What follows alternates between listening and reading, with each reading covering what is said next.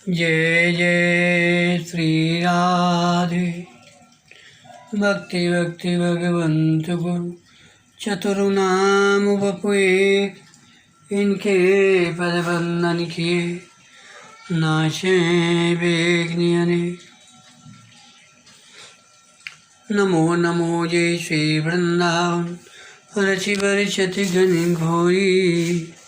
नमो नमो जय कुंज महलिनी, नमो नमो जामी सुखोरी। नमो नमो जय कुंज विहारी, नमो नमो प्रीतम चिति चोरी।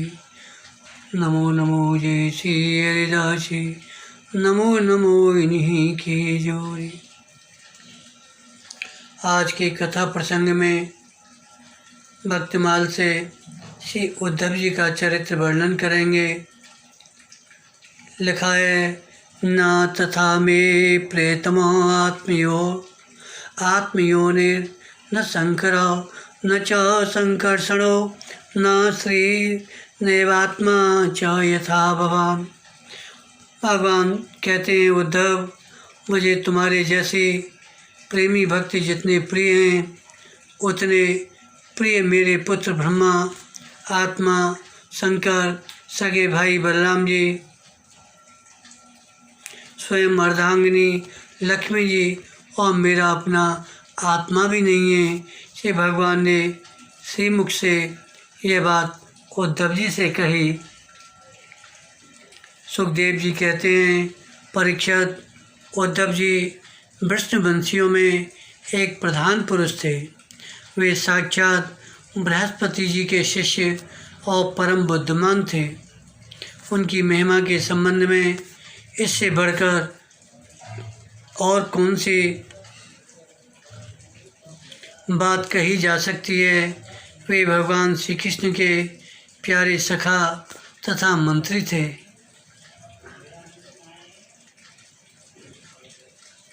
बाल्यावस्था से ही इनका भगवान के चरणों में अनुराग था।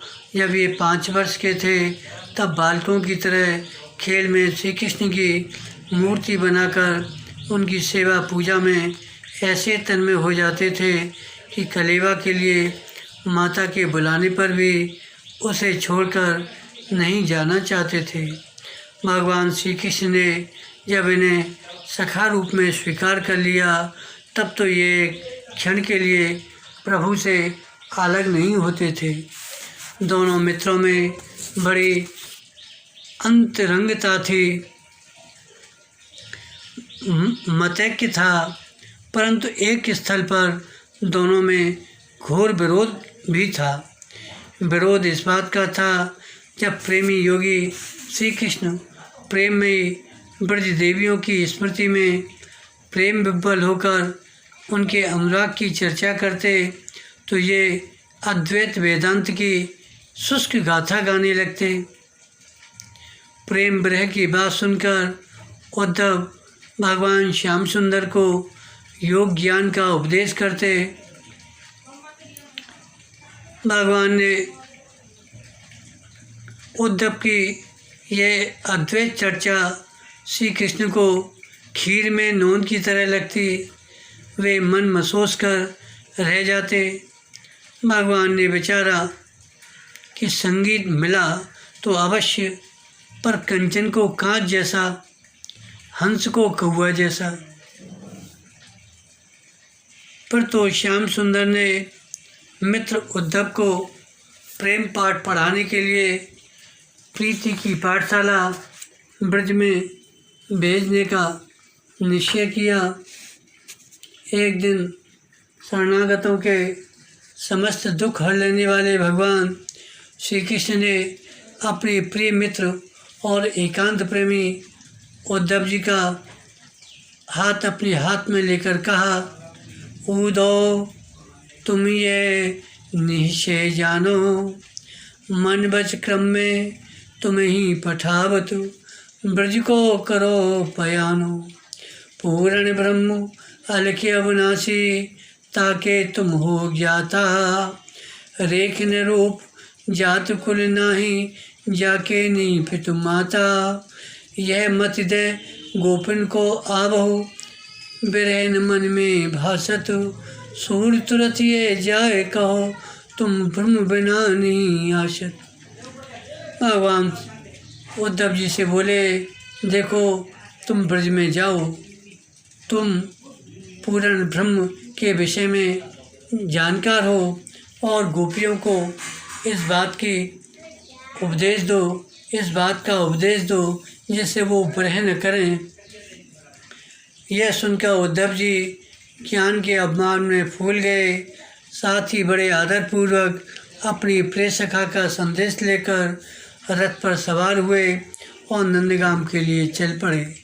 गोकुल की जेल में पग धरते ही उद्धव जी पर प्रेम का प्रभाव पड़ा और बरसाने पहुँचने पर तो रहा सहा धैर्य और ज्ञान भी रफू चक्कर हो गया। उद्धव जी सूर्यास्त के समय ब्रज पहुँचे। श्री कृष्ण के प्यारे सखा उद्धव जी से मिलकर श्री नंद बाबा बड़े प्रसन्न हुए, मानो स्वयं श्री कृष्ण ही आ गए हों। बड़े ही सत्कार पूर्वक महल में ले जाकर श्री कृष्ण के अनुराग रंग में रंगे हुए नंद यशोदा ने अपने प्यारे पुत्र की बाल लीलाओं का एक एक करके स्मरण करते हुए बार बार कुशल समाचार पूछा और उद्धव जी उनके प्रेम पर मुग्ध हुए उत्तर देते हुए बीच बीच में ज्ञान योग का उपदेश भी देते रहे। इस प्रकार वह रात्रि प्रेम और ज्ञान की चर्चा में बीत गई। प्रातःकाल जब गोपांगनाओं को उद्धव जी के आने का समाचार मिला, तब तो मानो ब्रज में प्रेम का समुद्र ही उमड़ पड़ा और उद्धव जैसे ज्ञानी शिरोमणि भी उसमें लीन हुए। भगवान श्री कृष्ण का संकल्प पूर्ण हुआ। ज्ञान योग प्रवीण उद्धव प्रेम रंग में रंगे। अब दोनों मित्रों में किसी प्रकार का भेदभाव नहीं रहा। आए लौट लज्जित नवाए नैन, उद्धव सब सुख साधन को सूदो सो जतन ले। कहे रत्नाकर गमाए गुण गौरवो, गर्भ गढ़ी को पर पूरन पतन ले। छाए नैन नीर पीर कसके कमाए और दीनता अधीनता के बाहर सो नतन ले। प्रेम रस रुचिर विराग तुमड़ी में पूर ज्ञान, गोदड़ी में अनुराग सो रतन ले। अब तो गोपियों की प्रेम पाठशाला में प्रेम का पाठ पढ़कर उद्धव जी भगवान श्री कृष्ण के पास आए। अब तो उद्धव जी कहते हैं, आशा महो चरण रेण जुषामहं श्याम, वृंदावने किमपि गोलमिलतोषधीनां, या दुस्तजं स्वजनिमारिपथं चेत्वा, भेजुर्मुकुंद पदवीं सुतवीर्ब्रह्मज्ञाम। उद्धव जी कहते हैं, मेरे लिए तो सबसे अच्छी बात यही होगी मैं इस वृंदावन धाम में कोई झाड़ी लता अथवा औषधि जड़ी बूटी ही बन जाऊं। आहा, यदि मैं ऐसा बन जाऊंगा तो मुझे इन ब्रजांगनाओं की चरण धूलि निरंतर सेवन करने के लिए मिलती रहेगी। इनकी चरण रज में स्नान करके मैं धन्य हो जाऊंगा। धन्य है ये गोपियाँ, देखो तो सही, जिनको छोड़ना अत्यंत कठिन है। उन स्वजन संबंधियों तथा लोक वेद की आर्य मर्यादा का परित्याग करके इन्होंने भगवान की पदवी, उनके साथ तन्मयता, उनका परम प्रेम प्राप्त कर लिया। औरों की तो बात ही क्या, भगवत वाणी उनकी निश्वास रूप समस्त श्रुतियाँ उपनिषदें भी अब तक भगवान के परम प्रेम में स्वरूप को ढूंढती रहती हैं, प्राप्त नहीं कर पाती। भगवान श्री कृष्ण का संकल्प पूर्ण हुआ। ज्ञान योग प्रवीण उद्धव प्रेम रंग में रंग गए। अब तो दोनों मित्रों में किसी प्रकार का मतभेद नहीं रहा। द्वारका लीला में भी उद्धव जी भगवान के साथ रहे। श्री ब्रह्मा जी की प्रार्थना पर जब श्री कृष्ण ने अपनी लीला संवरण का संकल्प किया, द्वारकापुरी में बड़े बड़े अपशगुन होने लगे, तब भगवान श्री कृष्ण का अभिप्राय समझकर उद्धव जी ने एकांत में उनके पास जाकर उनके चरणों पर सिर रखकर प्रणाम किया और हाथ जोड़कर उनसे अपनी विरह व्यथा निवेदन करते हुए अपने साथ ही धाम ले चलने की प्रार्थना की। भगवान ने बेचारा अब इस लोक से मेरे चले जाने पर संयमी शिरोमणि उद्धव ही मेरे ज्ञान को ग्रहण करने के सच्चे अधिकारी हैं। उद्धव मुझसे अणु मात्र भी कम नहीं हैं, क्योंकि वे आत्मजयी हैं, विषयों से कभी भी विचलित नहीं हुए हैं। अतः लोगों को मेरे ज्ञान की शिक्षा देते हुए यही रहें तो अच्छा है। अतः भगवान ने उद्धव जी को बहुत आश्वासन देकर अपने तत्व ज्ञान का उपदेश दिया और भागवत धर्म को समझाया। भगवान श्री कृष्ण ने उद्धव जी को बताया कि मेरी प्राप्ति के जितने साधन हैं, उनमें मैं तो सबसे श्रेष्ठ साधन यही समझता हूँ कि समस्त प्राणियों और पदार्थों में मन, वाणी और शरीर की समस्त वृत्तियों से मेरी ही भावना की जाए। उद्धव जी, यही मेरा अपना भागवत धर्म है।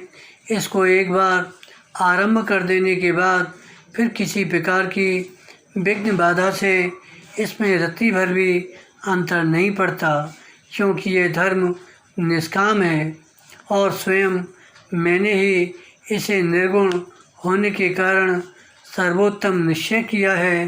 भागवत धर्म में किसी प्रकार की त्रुटि पड़ना तो दूर रही, यदि इस धर्म का साधक भय, शोक आदि के अवसर पर होने वाली भावना और रोने पीटने भागने जैसा निरर्थक कर्म भी निष्काम भाव से मुझे समर्पित कर दे, तो वे भी मेरी प्रसन्नता के कारण धर्म बन जाते हैं। भगवान कहते हैं कि विवेकियों के विवेक और चतुरों की चतुराई की पराकाष्ठा इसी में है कि वे इस विनाशी और असत्य शरीर के द्वारा मुझ अविनाशी एवं सत्य तत्व को प्राप्त कर लें। भगवान श्री कृष्ण बोले, उद्धव जी, मैंने तुमको संपूर्ण ब्रह्म विद्या का रहस्य संक्षेप और विस्तार से तुम्हें सुनाया।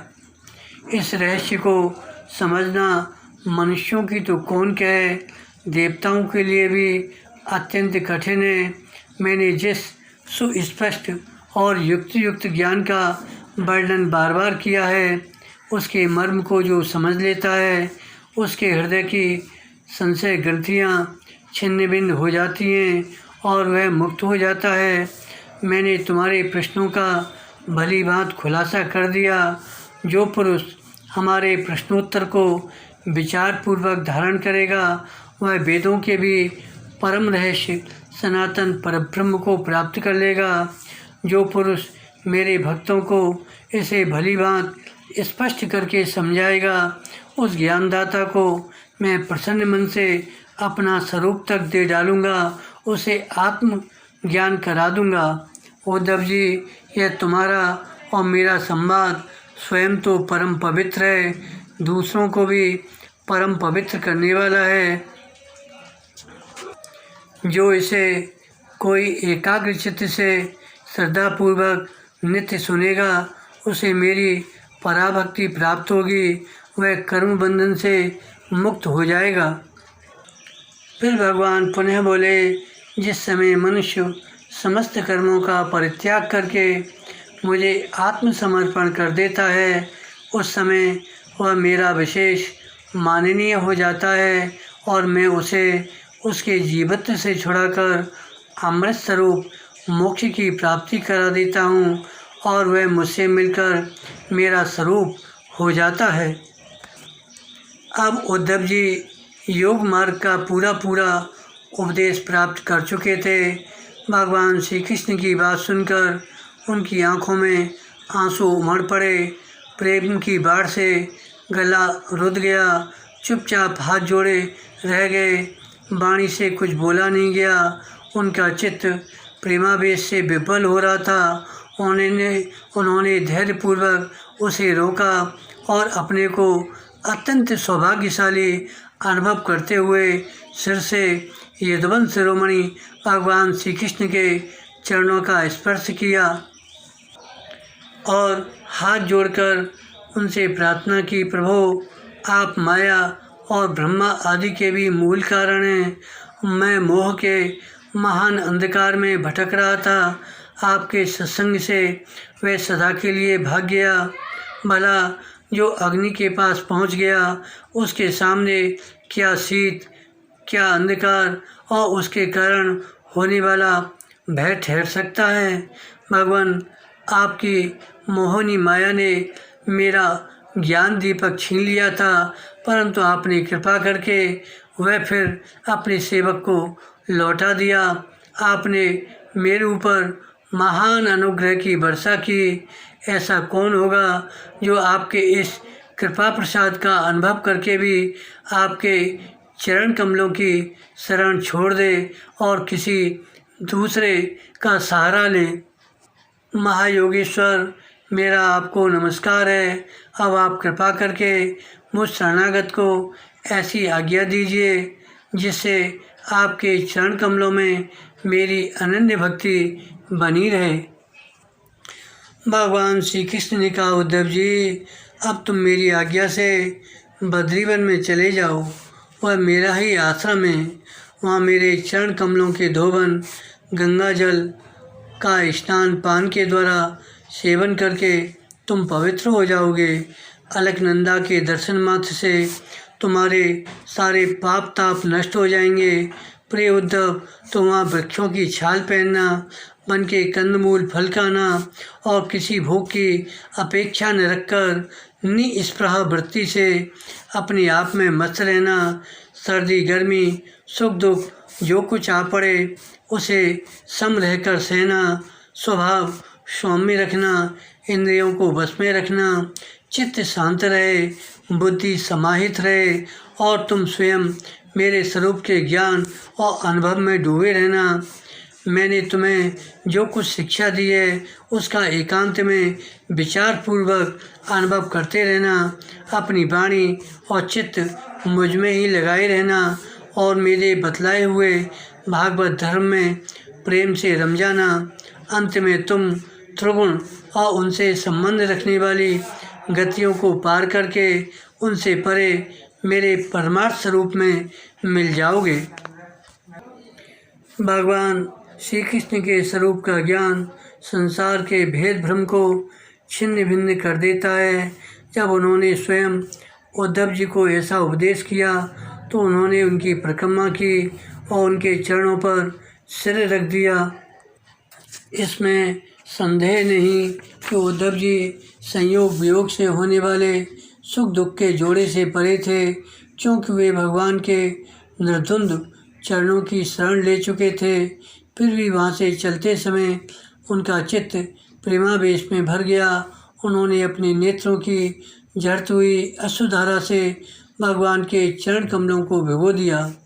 पर भगवान के प्रति प्रेम करके उसका त्याग करना संभव नहीं है। उन्हीं के वियोग की कल्पना से उद्धव जी कातर हो गए। उनका त्याग करने में समर्थ नहीं हुए। बार बार विह्वल होकर मूर्छित होने लगे। कुछ समय के बाद उन्होंने भगवान श्री कृष्ण के चरणों की पादुकाएं अपने सिर पर रख लीं और बार बार भगवान के चरणों में प्रणाम करके वहाँ से प्रस्थान किया। वहाँ से चलकर मथुरा में श्री यमुना जी के किनारे पर श्री विदुर जी से मिले। विदुर जी ने उन्हें देखकर प्रेम से गाढ़ आलिंगन किया और उनसे अपने आराध्य भगवान श्री कृष्ण और उनके आश्रित अपने स्वजनों का कुशल समाचार पूछा। तब श्री उद्धव जी अत्यंत प्रेम विभोर होकर भगवान की लीलाओं का वर्णन करते हुए वियोग का स्मरण कर बेसुध हो गए।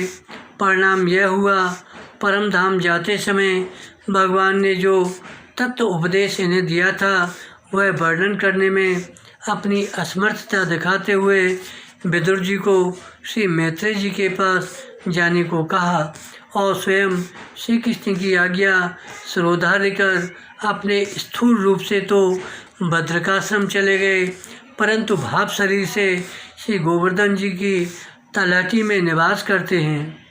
महर्षि सांडल्य के आदेशानुसार बद्रीनाथ ने जब गोवर्धन के समीप संकीर्तन महोत्सव किया तब लता कुंजों से उद्धव जी प्रकट हो गए और 1 महीने तक बद्रीनाथ तथा श्री कृष्ण की रानियों को श्रीमद् भागवत सुनाकर अपने साथ ले नित्य ब्रजभूमि में अंतरित हो गए। जो लोग श्री कृष्ण प्रेम में निरंतर मग्न रहते हैं उन भावुक भक्तों को आज भी उद्धव जी के दर्शन होते हैं। महाभागवत श्री उद्धव जी महाराज की जय, भक्ति भगवंत की जय। जय जय श्री राधे, जय जय श्री राधे, जय जय श्री राधे।